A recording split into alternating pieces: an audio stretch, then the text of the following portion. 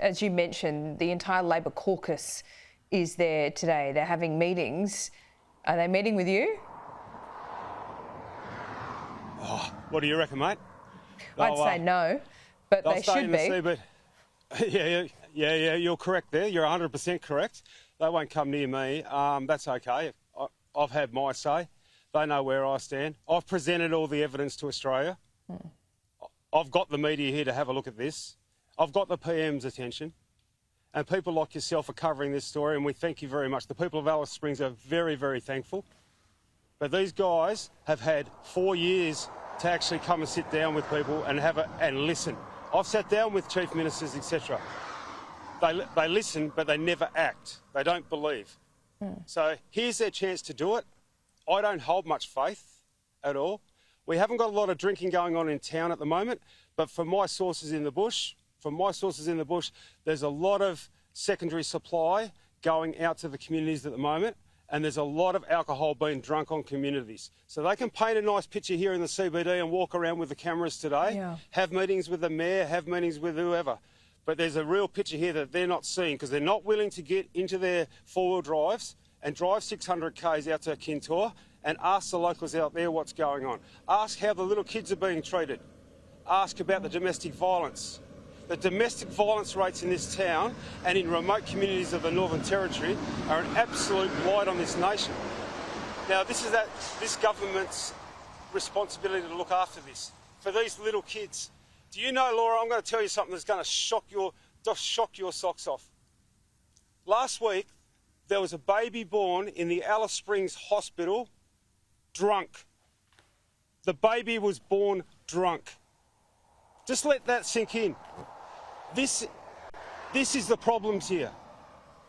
So to come in here and say it's a black v white problem, anything like that, we've got to save these kids, we've got to save these women, we've got to get people jobs in the bush on their communities, build economies, give people purpose in life. And until you do this, this will just keep repeating and repeating and repeating. I don't want to have to stand here in front of AM Agenda in 4 years' time and go through the same conversation, but I think we will. I think we will. We've had 100 shots at this and it's never been fixed. You make a really good point because Natasha Fyles is hell-bent on not putting in what she terms race-based policies. But you talk about those Aboriginal camps, the fact that a baby was born drunk. It's just dawned on me. She wants these votes. She wants to have a ballot for alcohol management plans. And I get that, and I'm sure you do as well, Darren, about having ownership over your own life and some agency. I get that. But these kids, they don't get a vote. They don't get a vote.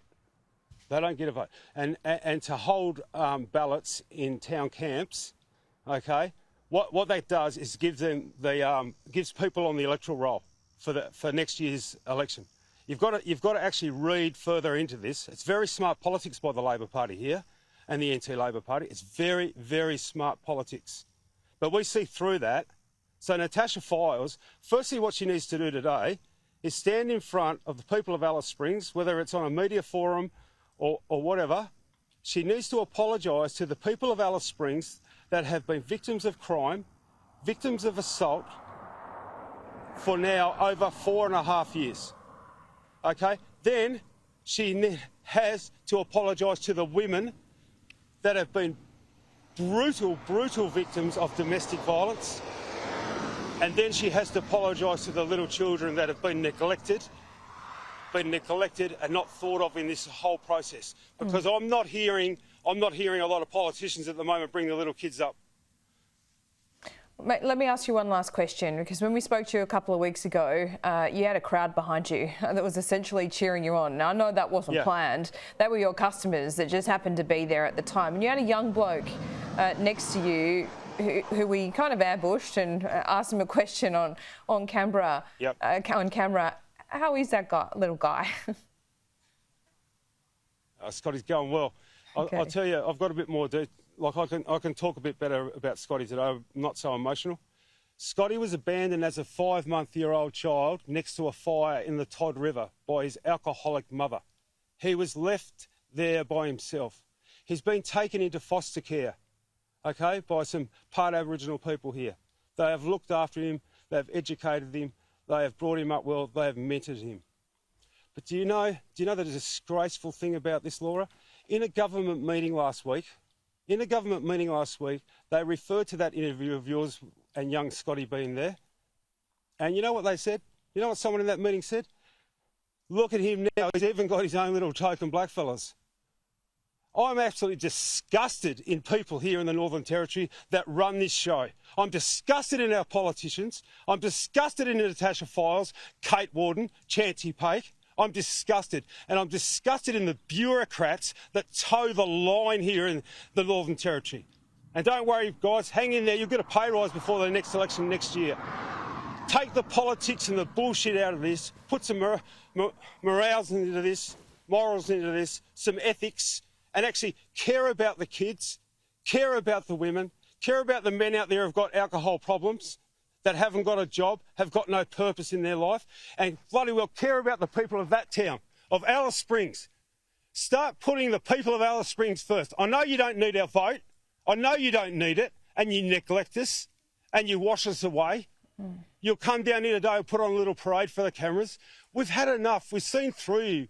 Now help the kids, help the women, help Indigenous people around Central Australia, and please, please help the community of Alice Springs, because we've had a gutful.